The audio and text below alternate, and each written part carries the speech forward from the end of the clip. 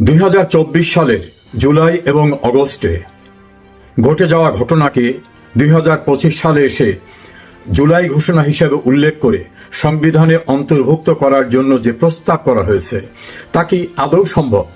সংবিধান কি বলে? এ কারণে এই বিষয়টি নিয়ে আমার আজকের আলোচনা। বাংলাদেশের সংবিধান দেশের সুপ্রিম ল, অর্থাৎ সর্বোচ্চ আইন। এই আইনের চেয়ে বড় কোনো আইন নেই এবং এই আইনের অনুচ্ছেদ 7-2 বলা হয়েছে যে এই আইনের যে মূল স্ট্রাকচার, এর বাইরে গিয়ে কোনো আইন করা যাবে না, কোনো কিছু করা যাবে না। যদি কিছু করা হয়, যতটুকু সংবিধানের সঙ্গে সাংঘর্ষিক ততটুকু অবৈধ, বেআইনিভাবে ঘোষিত হবে।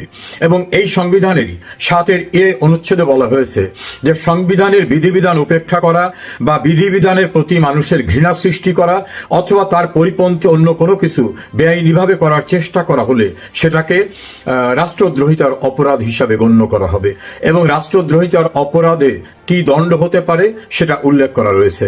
আমরা সেই আঙ্গিকে যদি আলোচনা করি, জুলাই আগস্টে গণতান্ত্রিকভাবে নির্বাচিত একটি সরকারের বিরুদ্ধে একটি আন্দোলন হয়।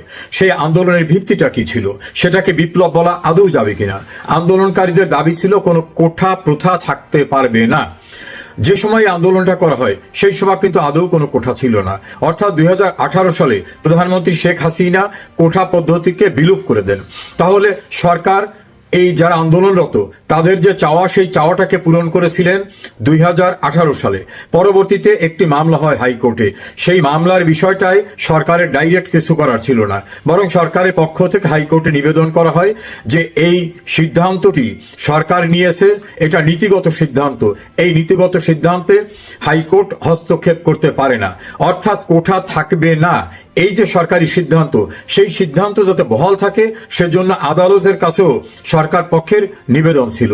তার ধারাবাহিকতায় বিভিন্ন রকম ঘটনা প্রবাহ সৃষ্টি করে পরিকল্পিতভাবে সরকারের পতনের জন্য এক দফা দাবি উপস্থাপন করা হয়।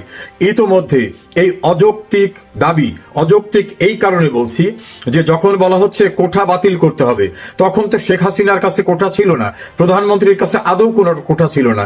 বিষয়টা ছিল আদালতের বিচারাধীন। তা আদালতেও শেখ হাসিনার পক্ষ থেকে বলা হয়েছে সরকার কোঠা থাকুক এটা চায় না। তাহলে সরকারের বিরুদ্ধে অভিযোগের জায়গাটা কোথায়?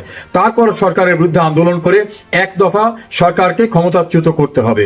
এই প্রসঙ্গে শেখ হাসিনা প্রধানমন্ত্রী হিসাবে বারবার বলেছিলেন যে তাদের দাবি আদৌ কোটার বিষয় না, তারা জামাত, বিএনপি, শিবির নেপথ্যে থেকে তাদের টার্গেট হলো সরকারের পতন ঘটানো। অন্যথায় কোটা আমার হাতে নাই, আর আমি কোটার পক্ষে কখনো না। আমি সিদ্ধান্তই দিয়ে দিয়েছি যে কোটা থাকবে না, তারপর কেন আমার বিরুদ্ধে আন্দোলন?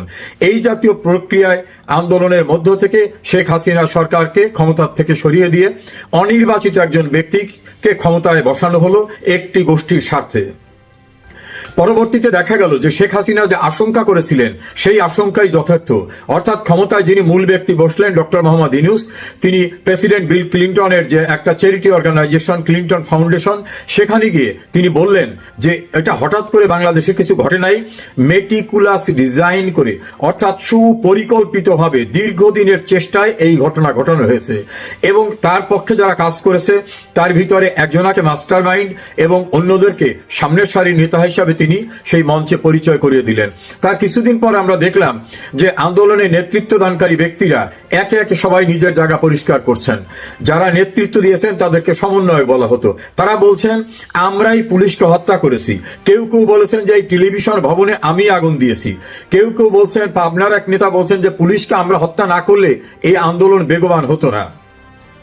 এই সমন্বয়কদের 2 নেতা আসিফ মাহমুদ সজীব ভুইয়া এবং নাহিদ ইসলাম, তারা তো বললেনই 5 তারিখে যদি সরকারের পতন ঘটাতে না পারতাম তাহলে আমরা অস্ত্র হাতে তুলে নিতাম। এবং তাদেরই আর এক নেতা মাসুদ এবং আরো কয়েকজনে টেলিভিশনে বিভিন্ন সাক্ষাৎকারে বললেন যে আমরা যদি নিয়ম মানতাম তাহলে পুলিশকে মারতে পারতাম না, পদ্মা সেতু, মেট্রো রেল, টেলিভিশনে আগুন দিতে পারতাম না, তাহলে আন্দোলন এত বেগবান হতো না। সেই জন্য আমরা পুলিশকে হত্যা করা সহ অন্যান্য কর্মকাণ্ড করেছি। তাদের ভিতর কেউ কেউ তো বললেন যে এটা হঠাৎ করে কোনো কিছু না, আমরা একটা মেসে থাকতাম, সেখানে আমাদের দীর্ঘ 15-16 বছরের পরিকল্পনা ছিল এই সরকারকে কিভাবে উচ্ছেদ করা যাবে। শেখ হাসিনার যে আশঙ্কাটা ছিল, যেটা জামাত শিবির করছে, তার সুপরিকল্পিতভাবে অনেকেই কিন্তু ডাকসুর সাবেক ভিপি নূরের দলের ভিতরে আশ্রয় নিয়েছিল, কেউ কেউ আশ্রয় নিয়েছিল আওয়ামী লীগের ছাত্র সংগঠন ছাত্রলীগের ভিতরে। তারা মাথায় হেলমেট পরে বিভিন্ন জায়গায় গিয়ে অত্যাচার করত, মারধর করত, এবং বদনামটা ছাত্রলীগের উপর আসলো যে ছাত্রলীগের হেলমেট বাহিনী এভাবে নির্যাতন চালাচ্ছে। পরবর্তীতে তারা আলাদাভাবে নিজেদের স্বরূপ উন্মোচন করে বললেন যে আমরা ছাত্র শিবির, আমরা কৌশলের কারণে ছাত্রলীগের ভিতর ছিলাম এবং আমরাই বিভিন্ন জায়গায় টর্চার করতাম, আমরাই হেলমেট পরে চলতাম, না হলে আমাদের অনেকে চিনে ফেলবে। তাহলে সামগ্রিক বিষয়টাকে যদি আমরা পর্যালোচনা করি তাহলে দেখা যাবে যে এটা কোনো আন্দোলন ছিল না ন্যায়সঙ্গত কারণের, এটা ছিল ডিসগাইজে সরকার পতনের আন্দোলন। জামাত ইসলামের নায়েবে আমির ডক্টর আব্দুল্লাহ মোহাম্মদ তাহের তিনি একজন বিএনপি নেতার কাছে ইন্টারভিউ দিয়ে বলেছেন কারাগারে থাকা অবস্থায় যে এনসিপি প্রধান যে নাহিদ ইসলাম সে তাদেরই ছেলে, তারাই তাকে গ্রোন আপ করছে। একইভাবে এনসিপির অনেক নেতারা বের হয়ে গিয়ে তারা বললেন যে না আমরা মূলত ছাত্রলীগ করি। একইভাবে ভিপি নূরের দলের ভিতর থাকা ব্যক্তিরাও বেরিয়ে গিয়ে বললেন যে আমরা নূরের দলের সঙ্গে নাই। ছাত্রলীগের ভিতর থাকা হেলমেট বাহিনী বের হয়ে গিয়ে বললেন আমরা আসলে ছাত্র শিবির ছিলাম। একদিকে তাদের স্বীকারোক্তি বিভিন্ন টেলিভিশন এবং গণমাধ্যমে, অন্যদিকে জামাতের নায়েবে আমির আব্দুল্লাহ তাহেরের বক্তব্য, এর পাশাপাশি এই সুবিধাভোগীদের প্রধান ব্যক্তি ডক্টর মোহাম্মদ ইউনূস তিনি যখন ক্লিনটন ফাউন্ডেশনে গিয়ে পরিষ্কারভাবে বললেন হঠাৎ করে কিছু ঘটেনি, মেটিকুলাস ডিজাইন করে এগুলো ঘটানো হচ্ছে, যেটা শেখ হাসিনা বলতেন যে ডক্টর ইউনূস ক্ষমতায় আসার জন্য এগুলো ঘটিয়েছে এবং ঘটাচ্ছে, তখন অনেকে বিশ্বাস না করলেও বাস্তবতা পরবর্তীতে প্রমাণিত হয়। এখন আসি সাংবিধানিক জায়গায়। আমাদের সংবিধানের 7-2 অনুচ্ছেদে বলা হয়েছে সংবিধানের পরিপন্থী কোনো কিছুকে আইনে পরিণত করা যাবে না। তাহলে এই যে জুলাই ঘোষণা যে করলেন যে সংবিধানের তফসিলে অন্তর্ভুক্ত করবেন, আদৌ চতুর্থ তফসিলে এটা অন্তর্ভুক্ত করার সুযোগ আছে কিনা? না, এটা নেই। সংবিধানের 150 অনুচ্ছেদে পরিষ্কারভাবে বলা হয়েছে অন্তর্বর্তীকালীন, ক্রান্তিকালীন এবং অস্থায়ী বিধানাবলী হিসাবে গণ্য করা হয়েছে ততটুকুকে আমাদের মহান মুক্তিযুদ্ধের সময় সংগঠিত যে বিষয়গুলিকে সেগুলোকে তফসিলে অন্তর্ভুক্ত করে সংবিধানে সেগুলোকে মর্যাদা দেওয়া হয়েছে। এটা ফান্ডামেন্টাল স্ট্রাকচার কনস্টিটিউশনের। তো এই ফান্ডামেন্টাল স্ট্রাকচার যেখানে আছে only for the period of liberation war, মহান মুক্তিযুদ্ধের সময় ঘটিয়ে যাওয়া ঘটনাগুলোকে প্রোটেকশন দেওয়া হয়েছে। সেই নিরাপত্তা যে ঘটনাকে দেওয়া হয়েছে তার সঙ্গে তুলনা করে জুলাইয়ের ঘটনাকে সম্পৃক্ত করে এখানে দেওয়ার কোনো সুযোগ নাই। যদি দেওয়া হয় সেটা সম্পূর্ণরূপে অবৈধ হবে, সংবিধানের অংশে পরিণত হবে না। যেমন ভাবে 1979 সালের 9 এপ্রিল জাতীয় সংসদে ইনডেমনিটি অর্ডিন্যান্সকে আইনে পরিণত করে সামরিক শাসক জিয়াউর রহমানের কৃতকর্ম অর্থাৎ 1975 সালের 16 আগস্ট থেকে শুরু করে 1989 সালের 6 এপ্রিল পর্যন্ত অবৈধ ক্ষমতা দখলকারী জেনারেল জিয়াউর রহমানের কৃত সকল কর্ম এবং ওই কর্মের সঙ্গে যারা জড়িত ছিলেন তাদের সকলকে দায় মুক্তি দিয়ে যে আইন করা হয়েছিল সেটা পরিচিত সংবিধানের 5ম সংশোধনী নামে। একইভাবে জেনারেল এরশাদ ক্ষমতা দখল করার পরে তিনি তার কৃতকর্মকে বৈধতা দেওয়ার জন্য যে সংসদে একটা আইন পাশ করেন যেটা পরিচিত ছিল সংবিধানের 7ম সংশোধনী হিসাবে। এই দুইটাই সর্বোচ্চ আদালতে যখন আইনি লড়াইয়ের মুখোমুখি হয় তখন আমাদের সর্বোচ্চ আদালত বলছে এটা কোনোভাবেই বৈধ না।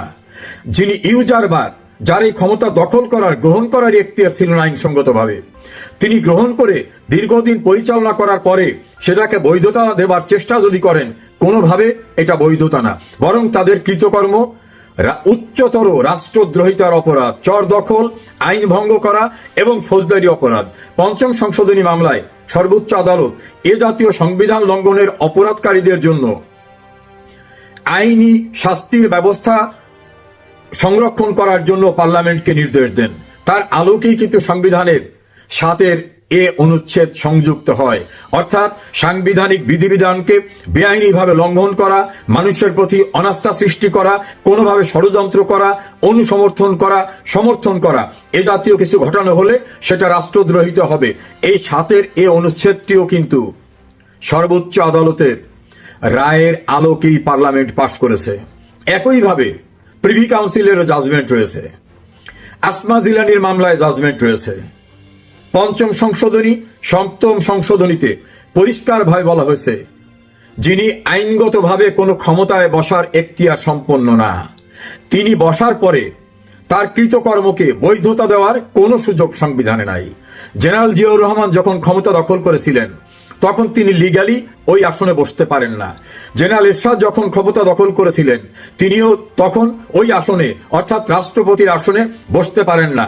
তাছাড়া প্রধান সামরিক আইন প্রশাসক নামক কোনো শব্দ আমাদের সংবিধানে বা কোনো আইনে নাই, এবং সামরিক আইন জারি করার যে শব্দটা সেটাও কোনো আইনে নাই। এটা তাদের মতো করে একটা ব্যবস্থা অন্তর্বর্তীকালীন সময়ে মানুষকে চাপিয়ে রাখার জন্য করেছিলেন। আমাদের সর্বোচ্চ আদালতের জাজমেন্টে এগুলোকে সম্পূর্ণ অবৈধ বলা হয়েছে, এবং খুব ইন্টারেস্টিং হলো আমাদের আদালতের রায়ে এই বিষয়গুলিকে যেভাবে বলা হয়েছে তাতে বলা হয়েছে সামরিক শাসন প্রবর্তন অবৈধ, এবং এই জাতীয় অবৈধ কর্মকাণ্ডের সঙ্গে প্রত্যক্ষ পরোক্ষভাবে যারা জড়িত তারা সকলেই উচ্চতর রাষ্ট্রদ্রোহিতা, সংবিধান লঙ্ঘন, বিশ্বাসঘাতকতা এবং দণ্ডনীয় অপরাধ হিসাবে গণ্য করা হবে। সেই আঙ্গিকে 1971 সনের জন্য প্রোটেক্টেড যে তফসিলভুক্ত ঘটনা, যেটাকে প্রোটেকশন দেওয়া হয়েছে সংবিধানের 150 অনুচ্ছেদে, সেই 150 অনুচ্ছেদে যে বিষয়গুলোকে প্রোটেকশন দেওয়া হয়েছে সেটা সংবিধানের ফান্ডামেন্টাল স্ট্রাকচার। কেবলমাত্র মুক্তিযুদ্ধকালীন সময় সংগঠিত ঘটনা, তার সঙ্গে 24-এর ঘটনাকে মেলাবার কোনো সুযোগ নাই। বরং ইতিহাস একদিন বলবে 24-এর সংগঠিত ঘটনাটা ছিল ভয়ঙ্করভাবে উচ্ছৃঙ্খলতা, সন্ত্রাস, নৈরাজ্য, আইন লঙ্ঘনকারী, বেআইনি কর্মকাণ্ড, ফৌজদারি অপরাধ। আমরা ধরে নিই শেখ হাসিনার বিরুদ্ধে যদি অভিযোগ থাকে তার বিরুদ্ধে আন্দোলন হতে পারে। গণভবন যেটা রাষ্ট্রীয় সম্পদ, জাতীয় সংসদ ভবন রাষ্ট্রীয় সম্পদ, মেট্রো রেল, পদ্মা সেতু সহ বড় বড় স্থাপনায় যে ভয়ঙ্করভাবে আগুন লাগানো, বাড়িঘর লুটপাট করা, তৎকালীন সময় ক্ষমতার সঙ্গে যারা সম্পৃক্ত ছিলেন তাদের বাড়িঘর লুটপাট করে আগুন দিয়ে দেওয়া, সারা দেশে নৈরাজ্য সৃষ্টি করা, লুটপাট করে মালামাল নিয়ে যাওয়া, এই যে ঘটনাগুলি ঘটেছে সেই ঘটনাগুলি ফৌজদারি অপরাধ হয়েছে। এটাকে বিপ্লব বলার কোনো অবকাশ নাই। পৃথিবীর কোনো দেশে এভাবে লুটপাট করা, রাষ্ট্রীয় প্রতিষ্ঠান ধ্বংস করা, মালামাল নিয়ে আগুন দিয়ে দেওয়া, নৈরাজ্য সৃষ্টি করে রাষ্ট্রীয় সাংবিধানিক দায়িত্বরত কর্মরত পুলিশকে নির্বিচারে হত্যা করা, পুড়িয়ে মারা, এটা কখনো বিপ্লব হিসাবে পৃথিবীর কোনো দেশে, উপমহাদেশে নাই, পৃথিবীর কোনো দেশে নাই। ফলত 2024 সালের জুলাই আগস্টের ঘটনা সাংবিধানিক দৃষ্টিকোণ থেকে পঞ্চম সংশোধনী, সপ্তম সংশোধনী, প্রিভি কাউন্সিলের মামলা, আসমাল জিলানির মামলায় যে নির্যাস রয়েছে সেই নির্যাসের আলোকে বলা যেতে পারে 2024-এর জুলাই আগস্টের ঘটনা ছিল পরিকল্পিতভাবে গণতান্ত্রিক উপায়ে নির্বাচিত সরকার উচ্ছেদের অপরাধ। এটা কোনোভাবেই বিপ্লব না। আজ হোক কাল হোক একদিন স্বীকৃত হবে যে এটি ছিল সুপরিকল্পিত ষড়যন্ত্রের অপরাধমূলক ঘটনা। কখনোই এটা বিপ্লব হিসাবে গণ্য হবে না। এবং বাংলাদেশের সংবিধানে